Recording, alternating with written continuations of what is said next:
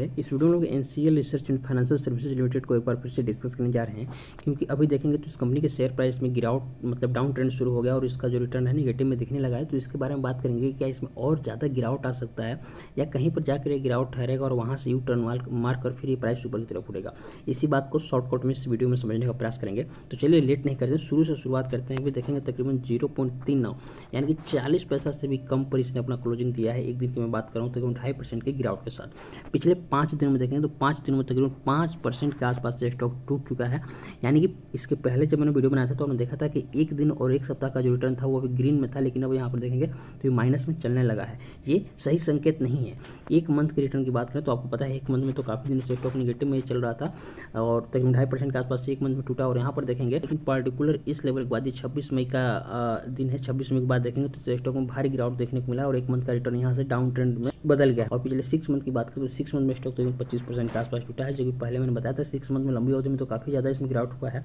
और यहाँ पर जो स्टॉक एक कंसोलिडेशन रेंज में चल रहा था वो देखेंगे तो अब आपको दिखाई देगा कि कंसोलिडेशन रेंज को भी ब्रेक करने के लिए स्टॉक रेडी है, यानी कि यहाँ से प्राइस ब्रेक करके और नीचे आ सकता है। तो यहाँ पर हम लोग NCL research and financial services limited को आसान भाषा में डिस्कस कर लेते हैं। कंपनी के काम और फंडामेंटल को बाद में डिस्कस करेंगे। सबसे पहले हम लोग चार्ट के माध्यम से समझ लेते हैं कि शॉर्ट टर्म में इसमें जो गिरावट चल रहा है कहाँ तक चल सकता है। तो यहाँ पर हमने आपके लिए 1 साल का चार्ट ओपन कर दिया और 1 साल के चार्ट पर आप देखेंगे तो ये जो आपको इसके पहले जब मैंने वीडियो बनाया था तो बताया था कि ये जो लेवल है 40 पैसा का, ये काफ़ी इंपॉर्टेंट लेवल, क्योंकि इसमें काफ़ी दिनों से स्टॉक कंसोलिडेट कर रहा था। और सामान्यतः किसी कोई स्टॉक जब कंसोलिडेशन में होता है काफ़ी दिनों से, तो जब उसे बाहर निकलता है, इस कंसोलिडेशन से बाहर निकलता है तो ऊपर की तरफ इसका ब्रेकआउट होता है।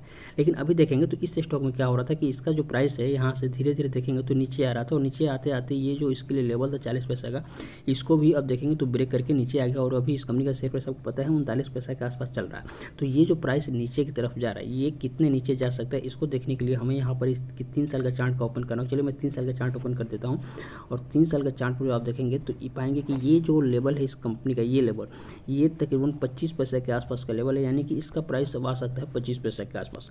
तो अब ध्यान से समझिए आपको करना क्या है कि यदि आप अपना प्रॉफिट जो भी प्रॉफिट लॉस हो रहा है अभी लेकर निकलना चाहते हैं तो आराम से 39 पैसा के आसपास चल रहा है, यहाँ पर निकल सकते हैं। वरना इसका प्राइस जब 25 पैसा के आसपास तक आ जाएगा तो 25 पैसा पर और ज़्यादा आपको लॉस हो जाएगा।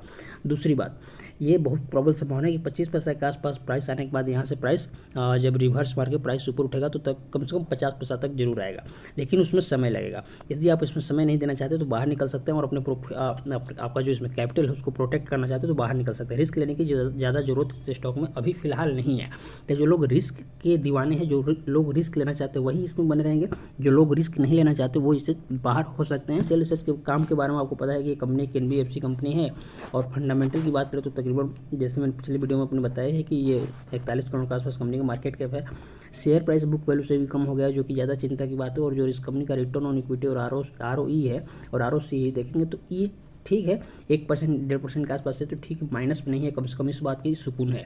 हालांकि कंपनी के जो क्वार्टर के रिजल्ट आए हैं उसमें देखेंगे तो इसका जो प्रॉफिट और सेल्स है कम होते हुए दिखाई दिया है। मार्च क्वार्टर में देखेंगे तो 1 करोड़ 2 लाख का ही प्रॉफिट हुआ, जो कि पिछले क्वार्टर में देखेंगे तो ये काफ़ी ज़्यादा था, उसके पिछले क्वार्टर में भी इस क्वार्टर से ज़्यादा था। वहीं पर नेट प्रॉफिट की बात करें तो मार्च क्वार्टर में देखेंगे सिर्फ 42 लाख के आसपास प्रॉफिट हुआ, जो कि पिछले क्वार्टर में देखेंगे तो 72 लाख के आसपास होता है। और उसके हालांकि क्वार्टर 2 के मुकाबले क्वार्टर 4 का जो प्रॉफिट है अभी भी ज़्यादा है, लेकिन क्वार्टर 3 के मुकाबले क्वार्टर 4 का जो नंबर आया है उसमें नेट प्रॉफिट कम होते हुए दिखा है।